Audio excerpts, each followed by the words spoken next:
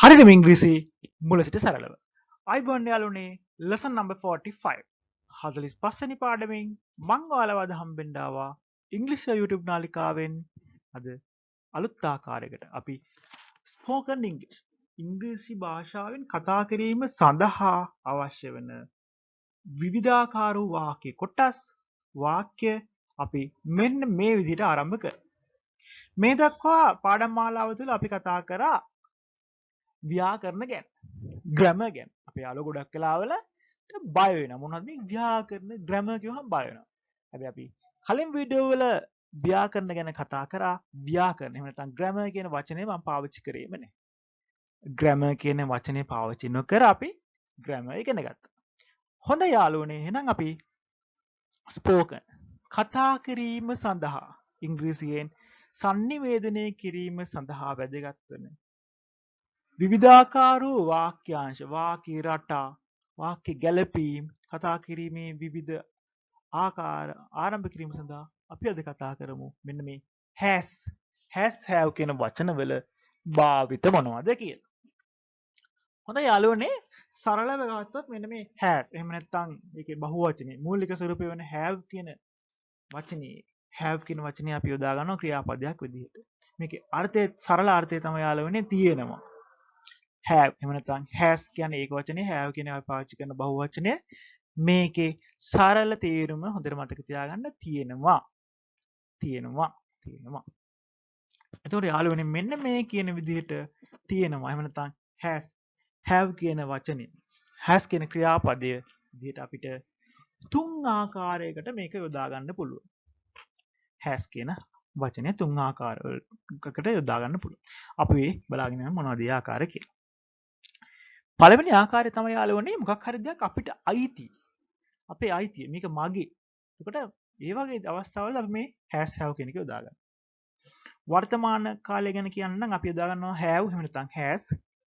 අපි අතීත කාලය ගැන කියන්න නම් යොදා ගන්නවා had. අනාගතය ගැන කියන්න නම් අපි යොදාගන්නේ will have කියලා. මෙතනදී මේ have කියන එක වාක්‍යයේ මූලිකම වෙච්ච ක්‍රියාපද බවට පත් වෙනවා. I have a box. I have a box verb එක. අපි කලින් පාඩම් වලදී මේ verbs ගැන කතා කරලා තියෙනවා. ඔයාලට පළවෙනි පාඩම් මතක් කරගන්න පුළුවන් මගේ වීඩියෝ වල තියෙනවා. ඒවා මතක නැත්නම් නැවත යම් කිසි අධ්‍යයනයක දෙන්න. I have a box.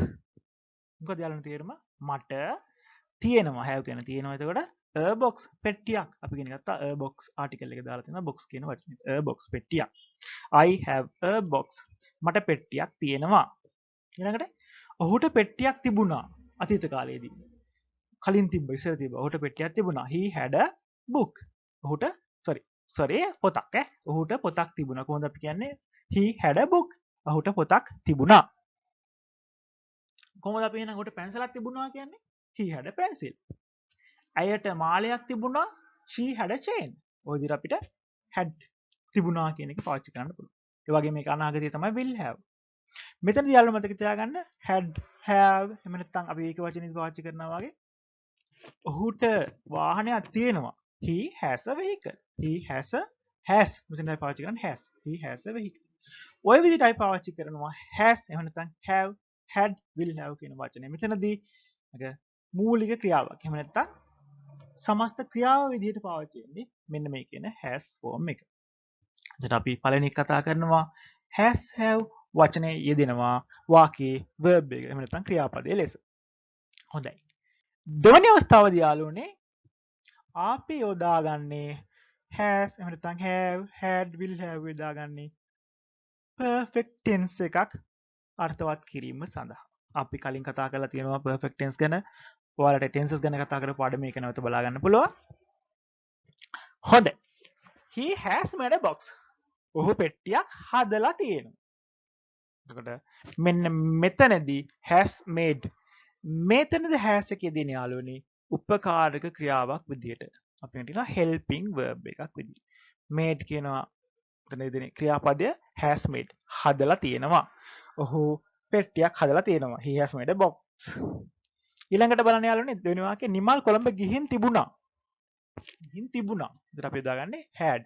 has කියන ක්‍රියාපදේ has කියන උපකාර ක්‍රියාවේ විදිහට දාගන්න ක්‍රියාපදේ දැන් අපි දාගන්න තියෙන අතීත කාලේ. නිමල් කොළඹ ගිහින් තිබුණා. Nimal had gone to Colombo. ඔය විදිහට perfect tense එකේදීත් අපි යොදා ගන්නවා. ඒ වගේම යාළුවෝ මතක තියාගන්න passive voice එකේදීත් ඔය විදිහටම අපිට යොදා ගන්න පුළුවන් has, have, had කියන වචන.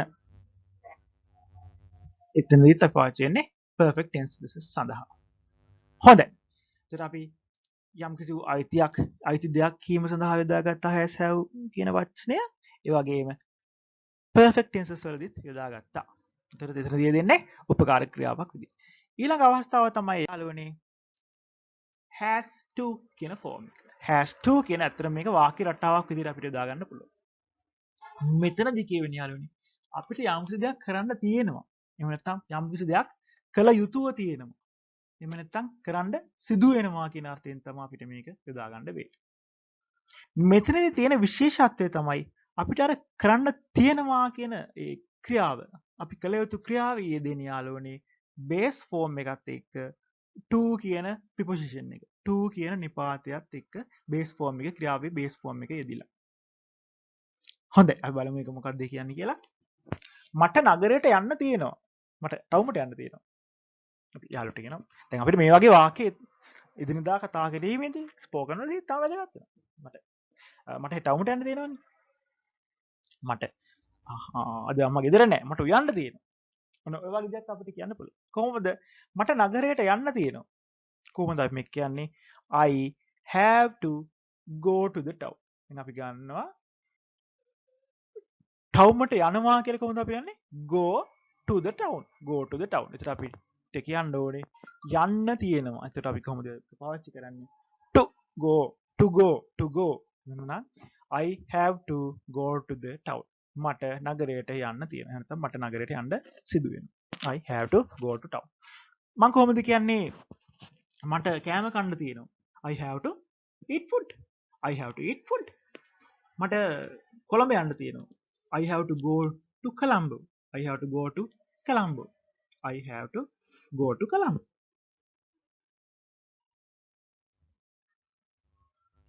මට පාසලට යන්න තියෙනවා. I have to go to school. I have to go to school. අපි හිතමු මට සෙල්ලම් කරන්න තියෙනවා. I have to play. I have to play. දැන් යාළුවනේ හොඳට මතක තියාගන්න මොකද්ද? අපි subject එක ඉස්සෙල්ලාම පාවිච්චි කරනවා I. ඊළඟට have කියන පදේ අපි ඊළඟට දාගන්න have එහෙම නැත්නම් has ඒක වචනේදී to go එහෙම නැත්නම් to කියලා දාලා to නිපාතයත් එක්ක යෙදෙන ක්‍රියාවේ බේස් ස්වරූපය අපි මූලික ස්වරූපය පාවිච්චි කරනවා. දැන් ඒක වචනයක් ගත්තොත් he has to cut. ඔහුට කපන්න තියෙනවා. he has to make the table. He has to make the table. ඔහුට මේසය හදන්න තියෙනවා. ඔහුට මේසය සකස් කරන්න මේසය හදන්න තියෙනවා. නැත්නම් ඔහුට මේසය හදන්න තිබෙනවා. හදන්න සිදු වෙනවා. ඊළඟට අපි ඕක යොදා ගන්න පුළුවන් අතීතේ තිබුණා. එහෙම නැත්නම් සිදු වුණා කියලා කියන්නේ මොකක් හරි දෙයක් කරන්න මට සිද්ධ වුණා. ගොඩක් වෙලා අපි මේක පාවිච්චි වෙන්නේ අපි කැමති නැති දෙයක් කරන්න වගේ දෙයකදී තමයි අපි ගොඩාක් වෙලාවට පාවිච්චි කරන්නේ මේ වාක්‍ය රටාව. මට මේ දේ කරන්න සිද්ධ වුණා. I had to do it. I had to do it. මට එය කරන්න සිදු වුණා. I had to do it. ඉතින් කොහොමද දෙන්නේ? subject එක. subject එක එතන අතීත කාලේ නිසා had කියන වචනේ අපි පාවිච්චි කරනවා. have කියන වචනේ අතීතය. I had to make a box. එතකොට මට පෙට්ටියක් හදන්න තිබුණා. මට පෙට්ටියක් හදන්න සිදු වුණා. මෙතන අපි කතා කරලා තියෙන වාක්‍යය ඔහුට පෙට්ටියක් හදන්න තිබුණා. කොහොමද අපි මේ කියන්නේ? He had to make a box. හොඳයි. අද අපි කතා කරේ යාළුවනේ has have වල යෙදීම. ඉස්සලාම අපි කතා කරා යම්කිසි දෙයක් අයිති බවපත් කියන්නේ I have a pen. මට පෑනක් තියෙනවා. ඊළඟට have has පාවිච්චි කරා perfect tense එකේදී have gone, have done. I have done. මම මේ දේ කරලා තියෙනවා. I have eaten. මම කාලා තියෙනවා. ඔන්න විදිහට perfect tense එකේදී ඒ වගේම යාළුවනේ තුන්වෙනි අවස්ථාවේ මේ කතා කරා have to යොදාගෙන යම් දෙයක් කරන්න තියෙනවා. කරන්න තිබුණා. ඒ වගේ අවස්ථාවල අපි කරන have to go, have to eat, had to go. ඔය විදිහට අපිට has පාවිච්චි කරන්න පුළුවන්. එහෙමනම් යාළුවනේ අපි තවත් පාඩමකින් ඉදිරියේදී හමු වෙමු. හරියටම ඉංග්‍රීසි ඉගෙන ගන්න. එකතු වෙන මාත් එක්ක මම ඉංග්‍රීසි YouTube නාලිකාවේ. Thank you.